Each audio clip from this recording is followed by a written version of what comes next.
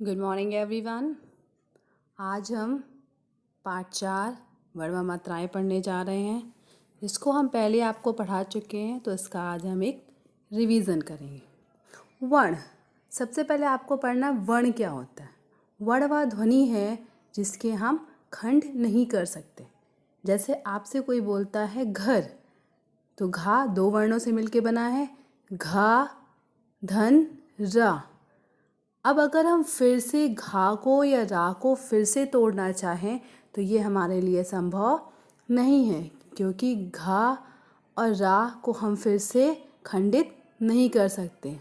ये एक 2 वर्ण है और इन 2 वर्णों को मिला के ही घर बनाया गया है। तो वर्ण वा ध्वनि है जिसके खंड नहीं हो सकते। जैसे राम, रा धन मा, राम। वर्णमाला, वर्णों के समूह को वर्णमाला कहते हैं। आपने नर्सरी में पढ़ा होगा आ से लेकर ज्ञा तक। ये वर्णों का समूह है जिसे हम वर्णमाला कहते हैं। वर्ण के भेद, वर्ण के 2 भेद होते हैं, स्वर व व्यंजन। अगर हम स्वर की बात करें तो स्वर हम उसे कहते हैं जिन्हें बिना हम किसी वर्ण की सहायता से बोलते हैं। जैसे आप बोलिए आ, ई, उ, ऋषि, ओ, औ। तो ये सभी जो हैं स्वर कहलाते हैं। अगर आपने एक बात पे ध्यान दिया होगा कि अगर हम एक एक वर्ण को बोल रहे हैं, जैसे हम बोल रहे हैं आ, तो आ के साथ आपको कोई और दूसरा शब्द या ध्वनि नहीं सुनाई दे रहा है। आ के साथ सिर्फ आ ही हमें सुनाई दे रहा है। ई के साथ भी कोई दूसरी और ध्वनि हमें सुनाई नहीं दे रही है। ऊ, री, ए, आओ, इनमें से आप कोई भी आप उच्चारण करेंगे तो हमें कोई और दूसरी ध्वनि सुनाई नहीं देगी।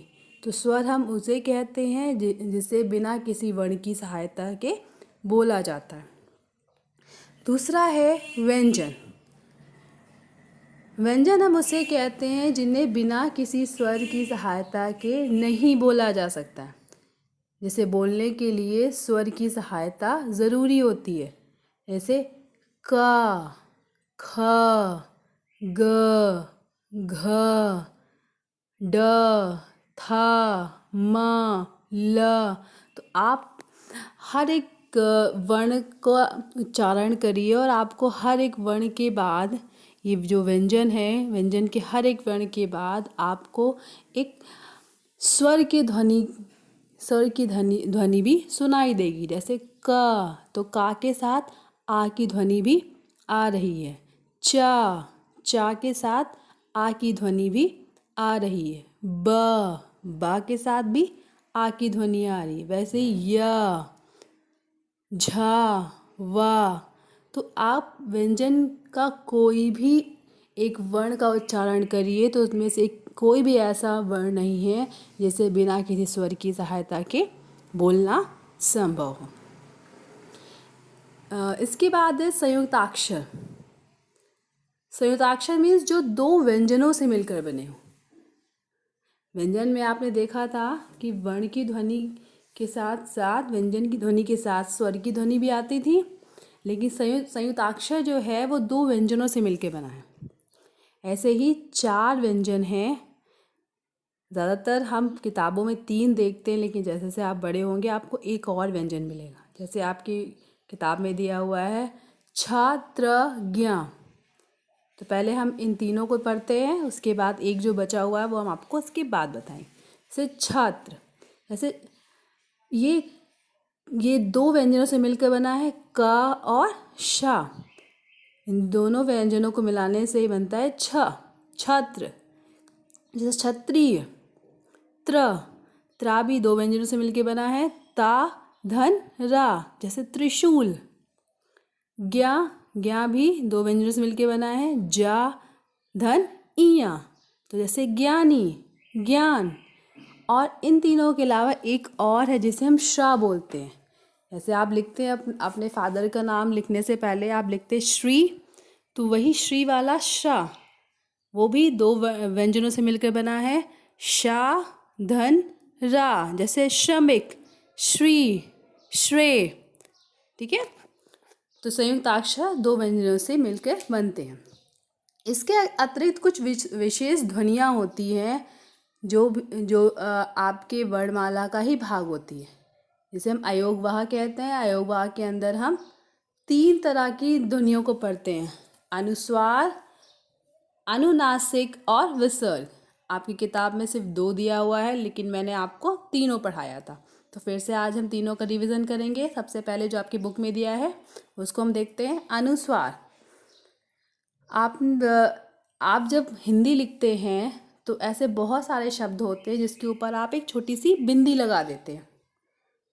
तो ये छोटी सी बिंदी आप जो लगाते हैं इसे ही हम अनुस्वार के अंदर पढ़ते हैं।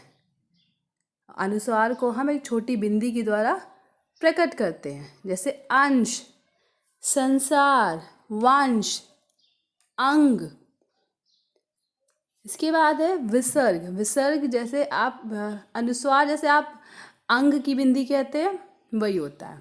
विसर्ग जिसे हम आहा की बिंदी के द्वारा पढ़ते हैं, 2 छोटी छोटी बिंदियों को एक साथ लिखते हैं, जैसे प्रातः, अतः, दुख। इसके अतिरिक्त एक और होता है जिसे हम अनुनासिक कहते हैं, जिसे हम चांद बिंदु के द्वारा दर्शाते हैं। एक छोटा सा चांद बनाते हैं और उसके ऊपर एक बिंदी रख देते हैं, जिसे हम अनुनासिक कहते हैं। और ऐसे बहुत सारे शब्द हैं जो अनुनासिक के द्वारा लिखे जाते हैं, जैसे चांद, दांत और भी शब्द हैं। इसके बाद आपका दिया हुआ है मात्राएं। जैसे बिना स्वर के हम चीज़ों को नहीं लिख सकते हैं, वैसे बिना मात्रा के हम शब्दों को नहीं लिख सकते। ऐसे बहुत सारे शब्द हैं जिसके लिए मात्राओं की ज़रूरत होती है। देखिए यहाँ पे आपने पहले ही नर्सरी या छोटे क्लासेस में आपने पढ़े होंगे, मात्रा जो आ से औ तक की होती है। आपने सारी मात्राएं पढ़ी होंगी। जैसे छोटा आ की कोई मात्रा नहीं होती है, बड़ा आ की मात्रा होती जो एक लकीर के द्वारा प्रदर्शित की जाती है।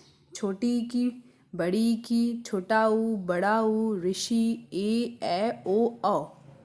जितने भी स्वर होते हैं उन सब की मात्राएं होती हैं, जिनमें से छोटा आ की कोई मात्रा नहीं होती। ऐसे बड़ा आ की देखिए, काला, कानपुर। छोटी ई, किनारा, किशमिश। बड़ी ई, कीड़ा, कीचड़। छोटा ऊ, कुल्हाड़ी, कुम्हार। बड़ा ऊ, कूदना, कूल्हा। ऋषि, कृषक, कृपा। ए, केला, केश। ए, कैंची, कैद। ओ, कोठी, कोयला। औ, कौरव, कोढ़ी, कौड़ी। तो ये सभी आपकी मात्राएं हैं जो हमें शब्दों को लिखने में मदद करती हैं। बिना मात्राओं की सहायता के हम शब्दों को नहीं लिख सकते हैं, या बहुत कम ही शब्द ऐसे होंगे जिन्हें हम बिना मात्रा की सहायता के लिख पाएंगे। और ये सभी आपकी एक्सरसाइजेस हैं जो हम पहले ही आपको पढ़ा चुके हैं।